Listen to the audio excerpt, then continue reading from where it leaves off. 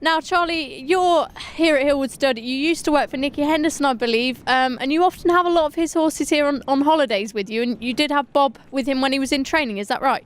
That's right, absolutely. I was assistant to Nicky many years ago now, and since we've been here at Hillwood 12 years ago since we started here, we've had a lot of Nicky's horses through the summer, so it's been a great honour and privilege to have some lovely horses. And Bob was obviously one of those who came here every year since he was a 4-year-old, and so we followed his career closely, and what a career it was. This was very much his second home. He would finish a season at Seven Barrows. He'd come here for his summer, do a month or so's pre-training here before going back in the following season.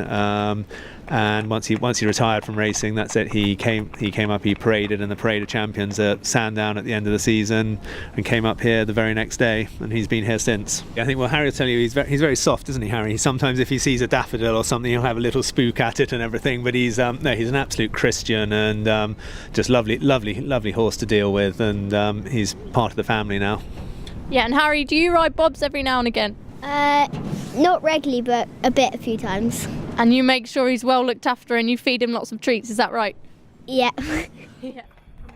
And I was speaking to Tracy before and she said many of his owners still come and visit, is that right? Absolutely, they're very local. The syndicate were run by Malcolm Kimmins, Kimbo and his crew. John Jarvis, one of the syndicate members, lives in the village. Caro Wells, she's very local, and everyone keeps in close touch and comes to see him regularly, which is great. So it's great for them that, hopefully, I think when the decision was made to retire him, I think hopefully it was an easy decision for them, for him to come here, and we were very keen to have him because the boys have grown up with him and he's just been, as I say, part of the furniture, and it's a situation that's worked out so well for everyone. You've got the two of your son's little ponies, Honey and Topper, and they go out with Bob's as well, do they? He's perfectly all right with them?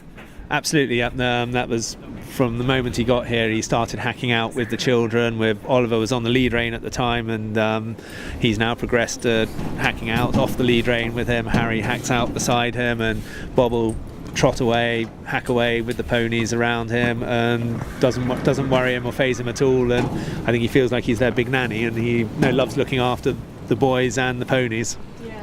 And Harry, do you like going out with Bob on your ponies? Yeah. Yeah, do you go fast or do you go slow?